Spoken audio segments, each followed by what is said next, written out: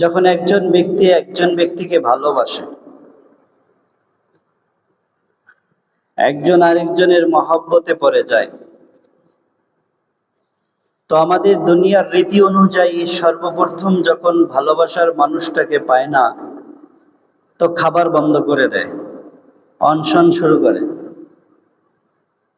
মা বলে তুমি খাও, বলে যে না, আমি আমার জবানে কোনো খাবার তুলব না যতক্ষণ না আমি আমার প্রিয় মানুষটাকে পাবো।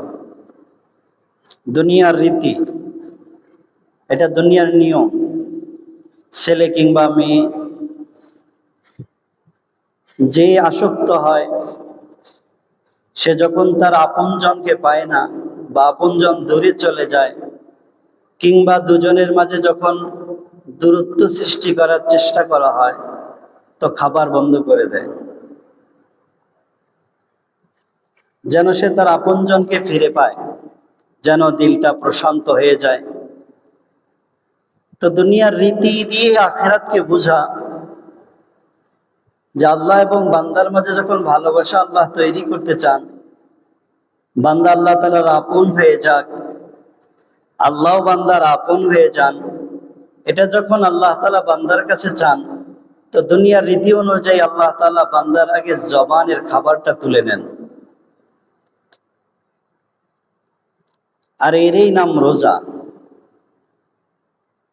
আল্লাহ তাআলা বলেন, দুনিয়ার রীতি অনুযায়ী কাউকে পাইতে গেলে, কাউকে আপন করে পেতে চাইলে, কাউকে মহব্বতের বন্ধনে আবদ্ধ করতে চাইলে, যখন খাবার বন্ধ হয়ে যায়, পান করা বন্ধ হয়ে যায়, সুখ শান্তির জীবন ছেড়ে দেওয়া হয়, তো আমি আল্লাহকে যদি তোমরা পাইতে চাও, যদি আমি আল্লাহকে আপন করতে চাও, যদি আমার সাথে তোমাদের মহব্বত দৃঢ় হোক, এটা যদি তোমরা চাও, তো আমি আল্লাহ তোমাদেরকে দুনিয়ার রীতি অনুযায়ী আমল শিখালাম, যে তোমাদের উপর ফরজ করে দিলাম যে তোমরা খাবারকে বন্ধ করে দাও। তো আল্লাহর নেক বান্দারা খাবারকে বন্ধ করে দেয়, পান করাকে ছেড়ে দেয়, নিজের আরাম আয়েশের জিন্দিগি 24 ঘন্টার 12 ঘন্টা নিজের জীবনকে বিরত রাখে। এভাবে একদিন, 2 দিন, 1 সপ্তাহ, 2 সপ্তাহ, 1 মাস কেটে যায়। ঠিক এভাবেই যখন খাবার বন্ধ করে দেওয়ার পরেও যখন আপনজনকে ফিরে পায় না, তখন আপনজন পাগলের বেশে ওই আপন ব্যক্তির ঘরের দরজায় গিয়ে ঘুরতে থাকে। যেমনটি দুনিয়ার ইতিহাসে কথা সাক্ষ্য, দুনিয়াতে এক প্রেমিক আর প্রেমিকা অতিবাহিত হয়েছে, যাদের নাম এখনো স্বর্ণ অক্ষর এলাকা ইতিহাসের কিতাবে লাইলি আর মজনু।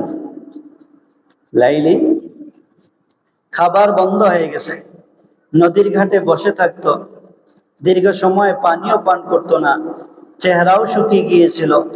সেই লাইলিকে পাওয়ার আশায় আখের যখন অনশন করার পরেও পেল না, তখন মজনু লাইলার ঘরের চতুর্দিকে ঘুরত।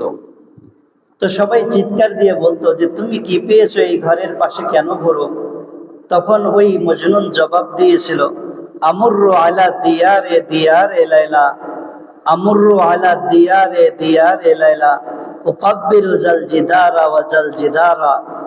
বলে আমি এই ঘরের চতুর সাইডে ঘুরছি, আর কখনো এই দেওয়াল আর কখনো ওই দেওয়ালে, কখনো এই জানালায় কখনো এই কপাটে আমি চুমা দিচ্ছি এই ঘরের মহব্বতে না, বরঞ্চ ঘরের বাসিন্দার মহব্বতে, যে এই ঘরে বসবাস করে আমার প্রেমিকা।